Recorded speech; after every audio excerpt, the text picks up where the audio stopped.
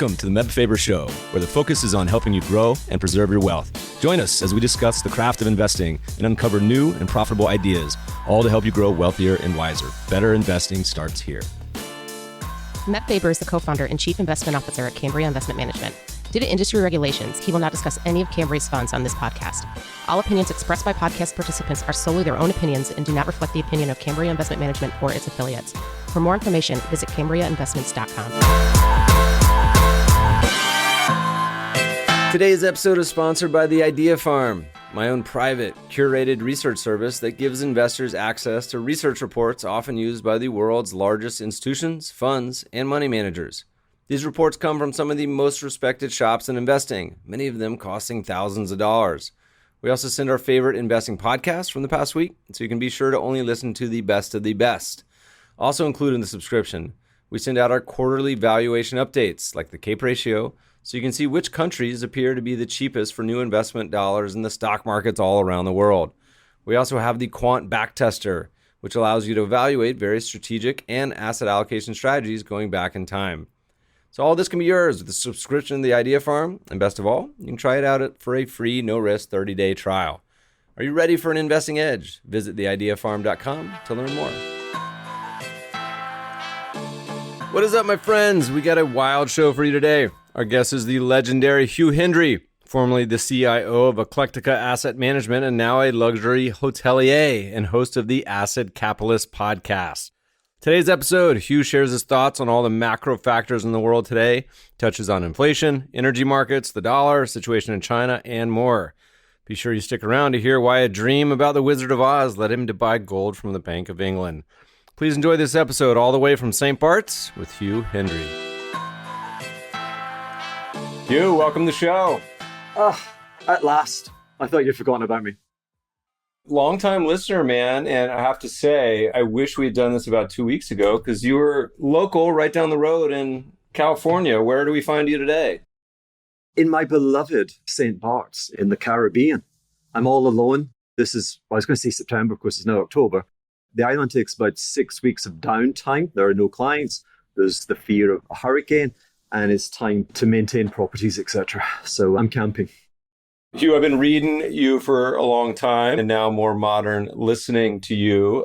You have a fun new podcast too, which is interesting because in the early episodes, it was like a diary journal looking back on some time spent in markets. And what a weird period of markets we've had the last 3 years. I keep saying, I'm ready for a nice quiet period. Post-pandemic, post-coronavirus, get like 6 months of just mellow markets, but markets have a way of not wanting to do that. So here we are, early October 2022. I figured we'd start with what the hell is going on in the world today, but in particularly inflation and rates and governments. Those three seem to be intertwined. There was some news today with OPEC seeming to take some sides. I'll pass you the mic. You can start the engine going. What does the world look like to you today? Same old, same old. I mean, you say 3 weird years. I mean, where have you been? 20 weird years, 22, maybe 25 weird years, because each intervention by authorities, we're creating more and more of a volatility machine. This thing just lurches from one extreme to the other. Call it a Bobby digital system. It's either alive or it's threatening to go to zero in terms of asset prices. They're either going to infinity or they're going to zero. This year, we talk about being in October 2020. Markets haven't really tested the resolve of the Federal Reserve yet. We went down 25% and we got nothing. Pretty sure in terms of response and in terms of any change to the preposterous blue dots of the Federal Reserve Committee and their interest rate expectations. And I just reckon the market knows how this game works. It'll try 35. Do you hear me? And if the Fed says no, it'll try 45, 55. Do we have an intervention? For sure one will come, but I think there's a bit of a policy trap. I think poor Jay Powell, is reminiscent of what is the quote from Ayn Rand from the Atlas? A man who lies to the world is the world's slave from then on. And poor Jay, in that cauldron of confusion and fear in the summer of 2020 with the virus, he took off his tie. He looks a lot better with the tie, but he took off his tie, And he went on American daytime television. And he said, hey, I'm from the Fed, but I'm your friend. We got your back. And they're like, really? He's like, yeah, we're printing money. I'm like, you're printing money?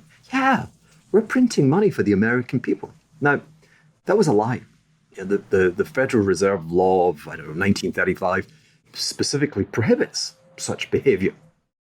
So it was outlandish rhetoric, which I guess was deemed appropriate given the preposterously dangerous situation we found ourselves in. And I wouldn't necessarily blame him. The Rubicon that got crossed, which takes us to this contentious word you said, inflation, I always pull back on that. For sure, we have an elevation in the price of almost everything, but especially acute in non-discretionary items such as energy, which we can't skip on. And so we had the economy globally closed down. Our Feds, our Treasury friends sent everyone a check. It's on us, spend money.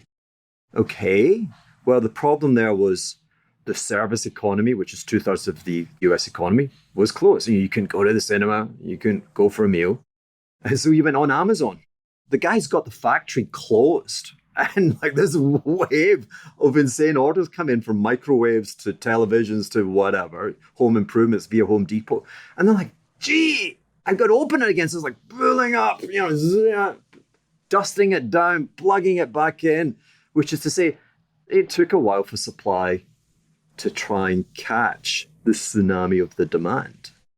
We live in a market-based system where when demand and supply are out of sync, we use price to bring them back, which is to say that the government's intervention led to quite a dramatic rise in prices, to bring supply and demand back together. The question now is, are we going to see a permanent acceleration in the rate of prices? That would be inflation. That's a tricky one. I'd love to put a pin or bookmark particularly interesting LA examples. In this past week, I saw on the menu a breakfast burrito for $25. This wasn't at a fancy hotel, Hugh. This was just at a normal cafe. And I said, my God, those things, it wasn't that long ago, they were $5. Meanwhile, I really wanted to order it because I love breakfast burritos, but I just could not come to spend $25 on one. But that's a great example. You didn't buy it. Well, instead, I got the $20 French toast or something. I don't know. Your consumption was $5 less, owing to you exercising discretion. And it's the discretionary spending, which I believe, or the decline in the rate of growth, if not the outright contraction in discretionary spending, which is the mechanism which rolls back these price increases. If you look at mileage in the US using your car, we are this summer at the same levels as 2020 when everyone was indoors, which is to say, where you have a bit of discretion on your mileage, you're using it to save a few bucks. Again, we opened the cinemas. We are so far below 2019, the last normal year. So a lot of evidence. If you look at the share prices of businesses which rely upon discretionary spending, they're painting a really quite horrible suggestion of where we might have to tread. As you look at these three main factors at play, interest rates, inflation, energy, how does this resolve? I don't know if resolve is the right word. I once heard you describe yourself as a time investor, which I've never heard anyone. So I'd love to hear you talk about your framework a little bit. What's the horizon look like to you? As an introduction to those perhaps hearing me for the first time, I set out to conceive of contentious narratives, contentious in the time period zero, which I believed could go on to become accepted as a belief by the many. And with regard to time, I gave myself 2 years for that to happen. If it doesn't happen, you know what? Unlucky kid, but move on. Which kept me alive. And so I ran my fund for 15 years, which in hedge fund, cat years or whatever, dog years, is a long time. So the contentious posture that I have today is what I kind of alluded to, that inflation is a monetary phenomenon. Like you said, we've seen prints as high as to 10% globally. I think even the UK may have hit something preposterous like 11 or 12. Unless the cash coming into your wallet is growing at 8 to 12%, then you're going to be forced to push back. You're not going to buy the burrito. I don't see the monetary phenomenon that would support permanently higher prices. Then I believe that the accepted belief system, which today is, oh my God, this is the fourth great turning point. We told you QE was inflationary. We told you the Fed was reckless. Is all coming home to roost. I'm opposed to that for more than those reasons. So again, may I say, I do not claim to be an expert. I claim to be someone who had a career spanning decades, whose success was not a function of taking the counsel of experts. I was on CNBC Asia the other night or morning. One of the hosts was saying, yeah, I was at the Milken Asia conference and they're telling me the Fed's got this. It's okay. The market's just a little bit elevated. It's a bit antsy. That's what markets do. No slur intended for Milken. But yeah, don't want to hang out in that crowd because that's the status quo. That's the 1% of the 1% who've done really well. If you're a regular retail investor, you don't get trades in this environment. You need an ISDA agreement to trade really complex things. Think of me as a Formula One car racer. I drive fast. I invest complex. The macro trade probably is the gap between, again, the 2s and the 10s. And you can put on nice structures. That gap has never been wider, which is almost the assurance of the market saying, you're wrong, Jay. In the next 2 years, you're going to be The Fed slashes rates. So like I say, 2 years above 10-year. As of Friday, 2-year was 4.40, 10-year was 4. If we get anything like the demise in the economy that I see, those 2-year rates, which is to say the Fed will be back below 1%. There'll be a bit of stickiness in the 10-year, but you'll come down to 2 or something, and then you get the spread. So there's an opportunity, perhaps, the short end of the curve coming down in yields, and maybe the whole complex. What else? Is equities close your eyes and grab your nose, or does it stay far, far away? I think it's the latter. We could go through all the asset classes. If there is a seizure in markets, a seizure like March 2020, and a seizure like we saw in October 2008, there is no protection in a good narrative. There is no protection in the price point that you entered the trade. When you get liquidation, which is compelled upon you, prices have to fall to reflect that. Any steepening on those 2s, 10s, really, you have to remember, it's like licking honey from the razor's edge, which sounds like Def Leppard or something, but actually comes from the Tibetan Book of Living and Dying. Which is to say, so the precarious nature of that, or the remedy for stocks, actually is the realization that there's a profound storm building speed coming into both asset markets and the real economy. And it's going to shake things up and take things down to force a policy change. My adage is, we're in a casino, why don't you step outside? Anyone that's not in California could take a cigarette. But, take a pause.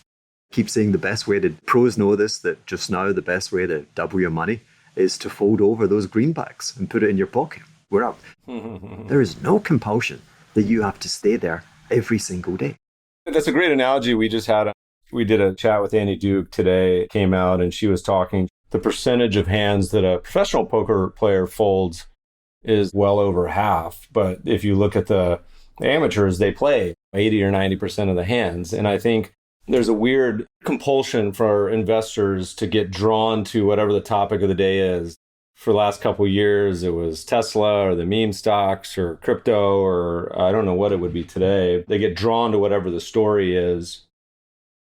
Hugh, you would probably like this. I would love to actually hear yours at some point, but I have a running list called what is something you believe in that the vast majority of your professional peers don't. So 75% plus. And I'm up to 18 or 19, I think, that I just add on occasion when there's something I come up with. I don't feel like I have to have an opinion on every investment. The opportunity set is tens of thousands of investments. And it's weird that people always get so myopically focused on just whatever happens to be in the zeitgeist and interest of the day. The choice isn't always buy or short. It's buy short or you don't have to play. You don't have to go in the casino. Of course, the system, the casino always wins. And so there's recurring messages. Hey, stay. Hey, have another drink. Have a sandwich. Have a burger. Have a burrito. They're $25. Really, that's so kind. Yeah. Boom. Down again, down again. Again, being on financial TV, they're like, but don't you have a buy recommendation? I'm like, buy. I like the setup for uranium. The whole profound idiocy that came out of, well, many places, but particularly Europe. Europe lost its sovereign virginity. What is sovereignty? What is sovereignty without an independent source of energy?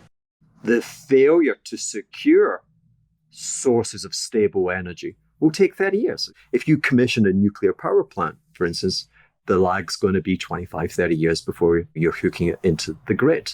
LNG comes from the States, and there's just not the capacity, and presently you're stealing it from Asia, so you're just elevating prices, and you're doing nothing in terms of climate control because you're just adding carbon to gas. We like gas because I think it has, heavens what, at least 30% less carbon content than other forms of heating, but when you put it into LNG, you lose all of that. So 30 years, I think, is going to be the adjustment period, and one of the factors weighing on the euro as it trades below parity to the dollar. What's the external price of an economic bloc that loses its sovereign virginity? Probably less than it was.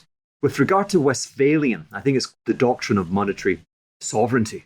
We can touch upon that because my big tease is no one knows jack all with regard to money. Central banks know jack all about money. Hedge funds know jack all about money. Investment banks and their research knows they know jack all about money. When you read all of that assembled together in the Financial Times, it's absurd. I want to say to you, there are no more than 5 people on the planet who get money. Probably find one of them surfing in Manhattan Beach, if you look closely enough. I don't know. You certainly don't find them in the Fed, which has what, last count, 800 PhDs. My first calendar year as a hedge fund manager was 2003, and I made 50% trading gold. And trading it audaciously, it has to be said. Yeah, a hedge fund back then didn't know what it was. It's like being granted a Ferrari, and my boss said, have fun, drive fast. And I did. Yeah, I made 50%. I was buying gold, and my opponent or counterparty or trading representative on the other side was the Bank of England, who had stored and accumulated gold for well over 200 years, had resisted famine, wars, poverty, you name it, never sold it. And then we had that profound 25-year devastating bear market. And at the bottom, they went, yeah, the PhDs came up with probably a very reasoned argument. I call it the conceit of a well-reasoned argument. And they went, sell it. Me, I went to Milan. I saw AC versus Inter in the soccer derby. Never seen it before. Took in a few VIP red velvet rope disco parties. That night, I dreamt of the Wizard of Oz. And I came home. My wife thought I was on shrooms. And I was like, I've just seen the future. And I bought gold. I bought from the Bank of England. The funny thing about gold is, historically, I feel like it often does exceedingly well in times like this, where you may have negative rates or a negative yield curve. Things are feeling like they're a little unhinged in markets. Has crypto taken a little of the air out of the room, or do you think gold is attractive today as it was almost 20 years ago now? What's the wizard saying? Is he saying it's a good time again? I was writing about gold in response to a question on Twitter. Yeah, I write the handle Hendry_Hugh. And I was like, why would I buy? Again, who am I? I am someone with an unquenchable thirst for the joy of life. Joy is my energy. I like life. And one of the things that's kept my joy flowing is a very, very simple rule that I buy things that are going up and I sell things that are going down. And in fact, let's take that further. The role of a hedge fund or a professional speculator is actually to conceive of a warehouse full of good narrative, but not to rush out immediately and invest in that narrative, to have the composure, to have that being in the moment, to say, you know what, it's wonderful, but just not now. When is now? Now is when strangers, people you've never met, are clearly buying the thing. Bring me back the narrative number 49. You'll find it on the top shelf towards the right-hand corner. Someone's saying, well, surely you buy gold just now. Gold has been trending lower, like all other asset classes, which kind of forbids me. But in terms of its passage over the last 20 years, I guess a pretty reasonable scorecard. I was buying it at $300 and we are, 1,800? Correlation has typically been less than that of plain vanilla equities, which who cares, but kind of helps. If your wealth is denominated in anything but dollars, it really feels good. So I'm not knocking the performance of gold. Gold itself is just a bonkers asset class. It's a stupid asset class. And then you had crypto, whose ambition was to be as stupid as that asset class. The raison d'etre of crypto is like, gold has a $9 trillion market cap. We think this is, again, the conceit of modernity. We think our modern version of gold will replace the desire to hold gold. Therefore, no one will hold gold, exaggerating somewhat for ease of comparison. If everyone switches their gold to crypto, then you take $9 trillion, you divide it by 21 million tons, and boom, we're going to get rich. Now, gold and its performance and the factors behind it. Let's try and actually say sensible things. Real interest rates. That's not using the 8 to 10% inflation prints. That's backing out break-even inflation expectations and comparing it to long-end rates. There is a thesis that our system just hasn't worked. What is our system? The American economy, Western economies, last 20 years suck. If you look at up until 2007, the 30-year compound annual growth rate in GDP, that's true prosperity, was compounding, I think, about 2.6, 2.7%. In the 15, 16 years since, ain't seen it. We just have not compounded anywhere close to that growth rate. We've been subdued. We've been on our ass. And there is an argument that we can only operate under very low real interest rates. Over the period, the variable has been zero. We've been close to zero real rates. In fact, we've been negative real rates. We're presently, given the turmoil in terms of inflation expectations, real rates are almost 2% real. I don't think our modern economy works at such elevated real rates. The last spike that we saw was in the forced selling of everything with the denouement of Lehman Brothers in October. And gold, I think, what was gold? I think it was $900 and traded $550. It was, again, narrative didn't protect it. Capitulation and forced selling took it down enormously. You spiked to 4.5% real rates. 4.5% real rates, the world is over. One of the assets that is going up and seems to just be mowing down everything in its path is the US dollar. And I've heard you comment, so I'd love to hear any updated thoughts on a very large planet that's getting bigger, which is China. Over the past few decades has become a much bigger part of the global economy as well as the financial markets. What are you thinking about the dollar? What are you thinking about China as we talk about the world of positive, negative rates, everything going on today? I've got to take a sip of tequila for that one. Hold on. It's all about China. It's actually got nothing to do with the Fed and nothing to do with QE. And it's complicated. And I'm nervous even to dive into it. China's about to appoint Z for the third term. Okay, let me think about this. With China, that 1990 to 2010, my God, an economic miracle, the likes of which we'll never see again. Astonishing. I doff my cap to them. An amazing operation, which relied upon the goodwill of the West, because we volunteered for sections of our communities to take it in the ass, forgive me, but to be displaced, to have their incomes challenged, to have communities wiped out. But there was a global game of check and balance, which is you had 1 billion plus people going from living in the 17th century to living in 1980. I keep saying the US might be an empire, but I can think of no more benevolent empire. And then people say, get that guy off. They say, what about the war in Vietnam and blah, blah, blah. Even empires make mistakes. I think what they growed at 10% compound in the first 10 years of this century, up to 2010. And then they grew about 7.5%. They insisted that they would grow at 5% this year, down from 8% last year. Insisted. They just put stickers on these things. Another red flag. We tell you in advance it's going to be such and such. And they've had a malleable system where they could do that. But even with the malleability, it looks like they're going to 2% for next year. And I read another preposterous thing in the financial press today that, China is only going to grow at 2%. It's being left behind by the rest of Asia. The World Bank believes that the rest of Asia is going to grow at 5% next year.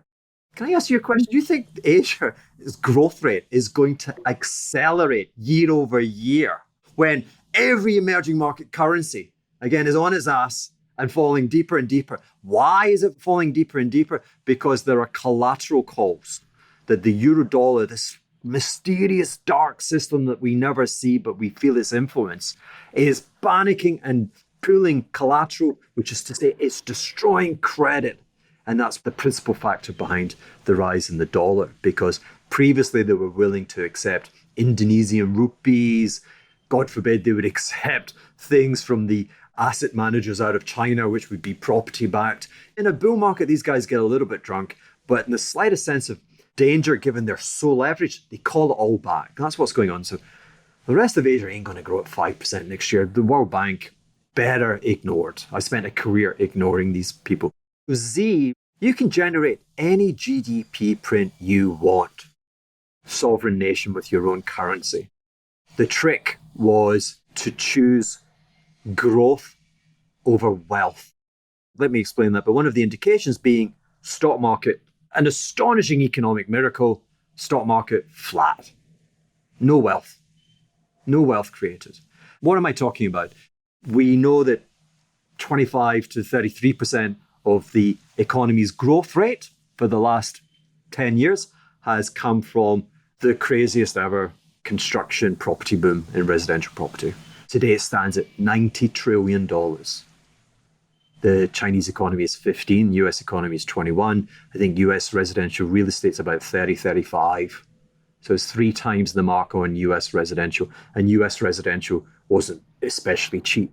It was 10, 15 years ago.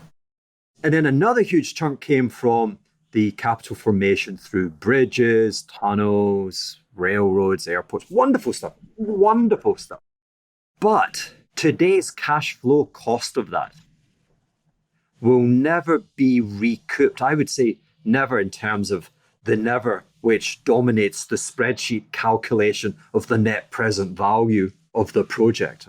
The utility benefit from having your citizens traveling in elegance and speed and in comfort will never justify the initial outlay. Why? Because when you move someone with a per capita GDP of 6,000, a lot of these out of the city provinces, you're still down at those levels.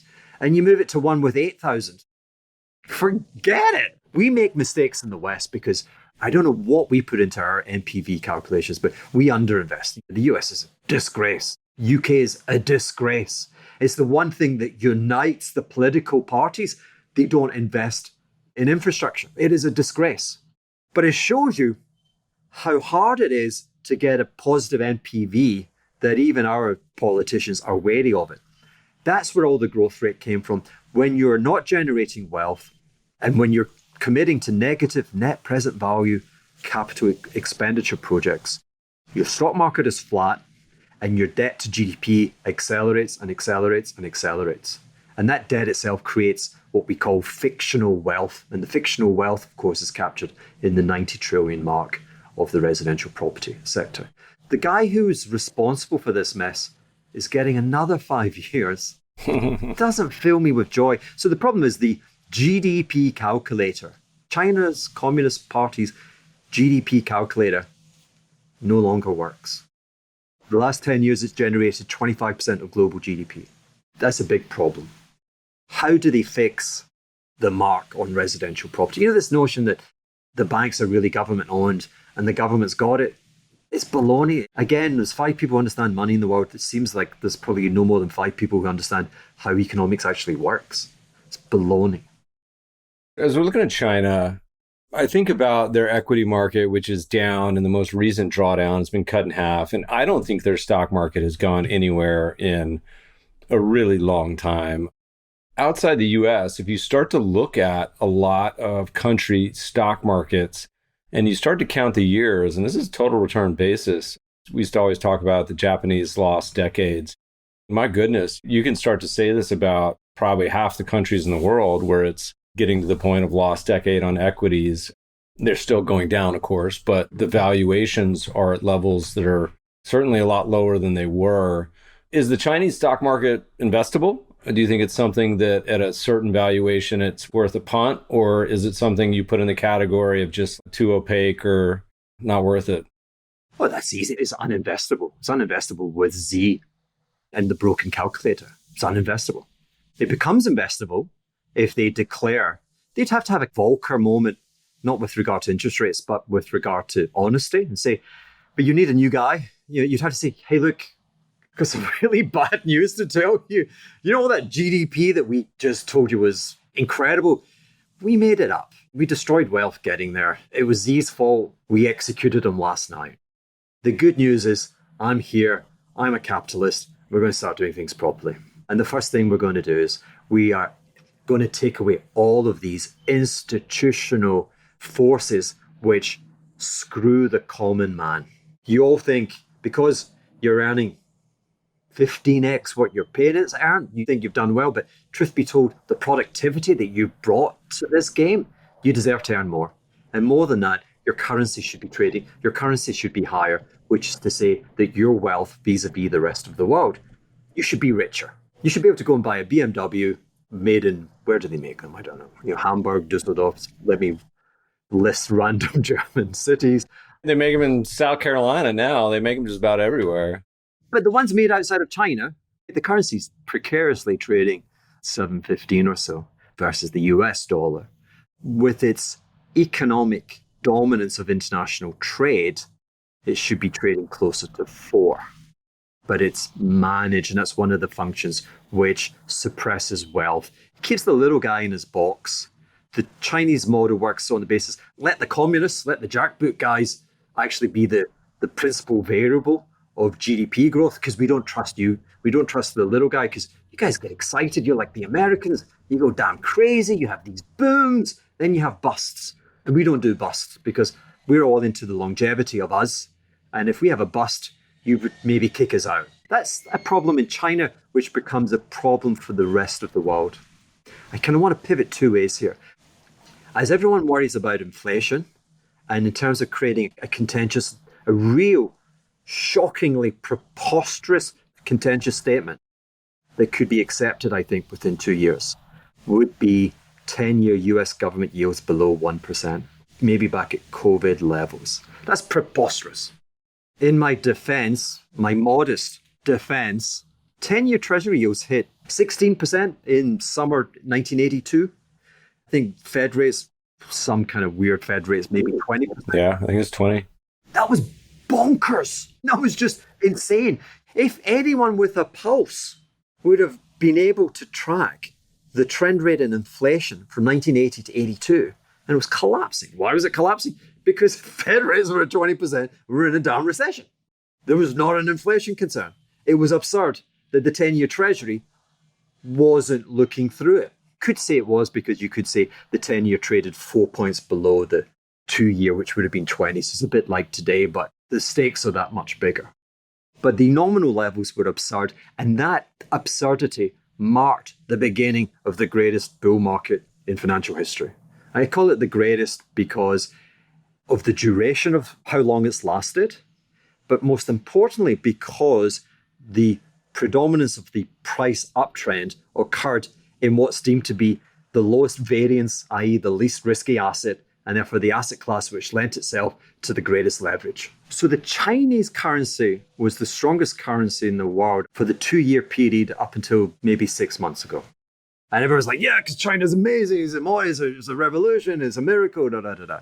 It's because it's trade surplus to GDP went back to the highs that we'd seen in that decade leading up to 2010. Its trade surplus as a percentage of global GDP went to 1%. One sounds nothing, but it's a remarkably high figure, which is to say that flow in the FX market was commercial. It was hedging just trade, and hedge funds didn't want to get involved. And you'll know now that 6-9 months ago, it's been on the slide. Everyone overordered. Walmart overordered. Amazon overordered. Was it 50 factories? 50 factories worth. And they're like, stop sending us damn stuff. The trade thing has become less, and people are starting to edge in. And the Chinese currency is actually year to date recording one of its weakest moments. What if it trades 9? You could say what if to anything. Why do I say that? The 25% decline in the dollar yen is just collapsing to levels that it would have been no one's prognostication. It's a fellow member of the Mercantilist Club. There are reports saying that it's becoming as cheap, if not cheaper, to manufacture in Japan than it is in China. That takes my memory back to before the NASDAQ bubble, to the Asian tiger crisis, 97, 99. There were countries like Thailand that had to devalue because they were out of equilibrium with the rest of the world in terms of their local currency and their commitments to US dollars.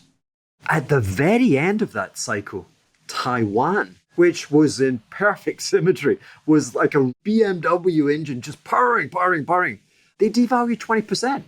Didn't see that coming. I wrote a paper in 2015 when this was last being discussed, and we were last at these tantalizing levels. And I said, you just can't imagine the Mad Max post-nuclear appalling environment that represents. And why is that? Because supply and demand have to balance. Production and consumption, let's say, have to balance. And they haven't. The give has been the US has run a trade deficit as long as I've been on this planet, which is a kind of a long time. I think I look good for it, but it's a long time. When a country runs a trade deficit and that country does not have a scarcity of investment resources, which is to say that investment, domestic investment, like in the 19th century, America had investment ideas coming out of every orifice. Let's do canals, let's do railroads. In fact, let's do parallel railroads, chemical plants, let's invent the telephone, etc. The funding commitments were so great that they were reliant upon overseas creditors. That is not the case today. So what I'm saying to you, a modern, mature economy running a trade deficit where investment is not constrained by the domestic pool of savings is one where the trade deficit will lead to the demise of savings. And the brunt and the pain of the necessary correction will be invisibly, if you will, felt by the common guy, the regular guy. What's the most uncondescending term one can use? The regular Joe. Why? Because 3 things happen.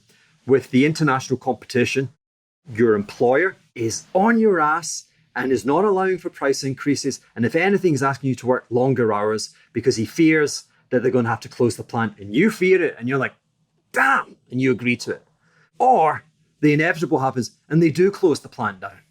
And so you're living off your savings, which is to say your savings are collapsing. On the other hand, in that scenario, corporate profits are high. You're a smart guy, and you know that if you look at a chart of global corporate profits to GDP, never been higher. This is the Chinese model. This is the Chinese virus, economic virus that is spreading. So in Wall Street, you've got elevation of asset prices. And if you're associated with Wall Street, you're the 1%. You've never been richer. Another factor is the $7 trillion of sovereign government holdings of treasury bills. That's there on purpose to keep their currencies below where they should trade.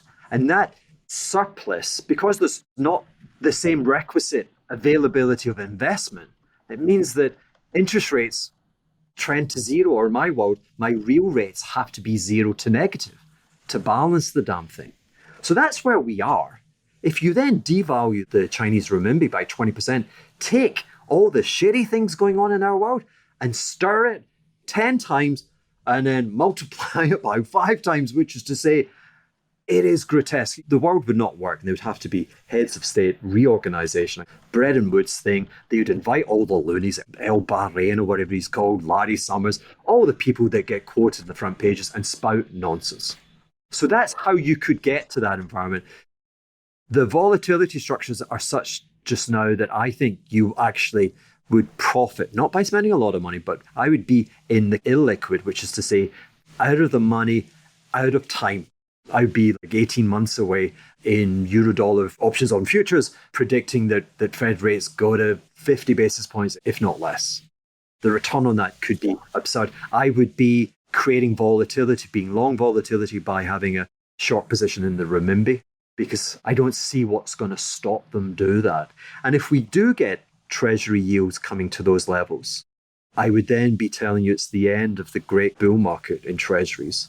And I would try and spend the next 40 years being a bear of such treasuries. That's my world. It's not an expert world. It's Dungeons and Dragons. What I think is really useful about your framework and some things we talked about, you had a key phrase earlier, which is what if? It's like the old comic book Marvel back in the 70s and 80s, maybe 90s, where it's like alternate realities. Even being a historian and looking at how weird markets have been for the past couple hundred years, you always realize that the future is going to be outside those bounds by definition. Working through some of the what ifs you talk about already puts all the investors leagues ahead of everyone else, not necessarily because they have to place the bets with the ISDAs or the Eurodollar futures, but also simply from the standpoint of handling your emotional expectations when it does go totally wonky or crazy. Because most people, where the big fractures happen with their investing portfolio, is they don't anticipate that things can move in an extreme way and then they behave totally crazy. Your casino analogy would be they go on tilt and then they lose all their money. I think thinking about all these outcomes is supremely useful, which is one of the reasons I listened to you over the years. Hugh, as we start to wind down here and let you into the Caribbean evening, is there anything else that's on your brain? I hear you might be writing a book, but anything else you're excited about, worried about, confused, enthused? Anything else on Hugh's brain today? I've got that book. No one's interested in it because I wanted to write a very snappy kind of rock and roll story to show people that I'm on the show. I'm trying to be everywhere because I'm trying to take down people like Peter Schiff. Got on Joe Rogan, was just rude and boring. He just represents that white man in a grey suit who just drives me crazy. My book was to say there are other people that actually, this is a preposterous industry. We're charged with seeing the future and we all run around, again, not to hit PhDs, but the conceit of modernity with all of our computing power, that somehow that we're better than those who came before us. We're not. Now, I've always likened myself to, some would say a piss artist, but to an artist, you start with a blank canvas and you try and conceive of a narrative that you can find wealthy patrons to sponsor and to promote. And so I see parallels. And I think we have to try and open up finance because it's more and more encroaching upon people's lives. Why? Because asset prices, there's so much fictional wealth that is so much larger than our economies. And when it has a wiggle, we get slapped and we don't know what's happening. So that's why I'm out there. And heavens, face saving or whatever, but I'm not your competition. I'm just a phantom. When I was engaged, I was like an assassin. I wasn't charged with beating the S&P. I wasn't a beta 1 dope. I was charged with, hey, what if? Because that was my thing. I set up a hedge fund against some of the smartest, best, mentally remunerated people on the planet. And I said to myself, it's just dumb to try and outthink the smartest people on the planet. Instead, I said, why is it that smart people are not guaranteed success in speculation? And so my franchise was when people say, who would have thought that crazy stuff could happen? I'd be kind of nervously going, well, look at my paper from X years ago. People now, of course, and all of my data is on Wikipedia, and they'll look at it and say, have you seen his compound annual growth rate? I wasn't a CAGR guy. I was the making 50% in October 2008. But anyway, it sounds like special pleading. I don't care. I'm in St. Bart's. I'm having fun. I don't use Bloomberg's. And for some reason, I think there's some weird island Wi-Fi over here, but I'm still hearing those voices. And there's probably a lot more I could tell you. I will save that up for the next time. Oh, good. We'll definitely have you back on, Hugh. Love talking to you. Best places people to go. Listeners, check out his podcast, The Acid Capitalist. Also on Twitter, we'll add you to the show note links. Anywhere else they go to find some information on what you're up to?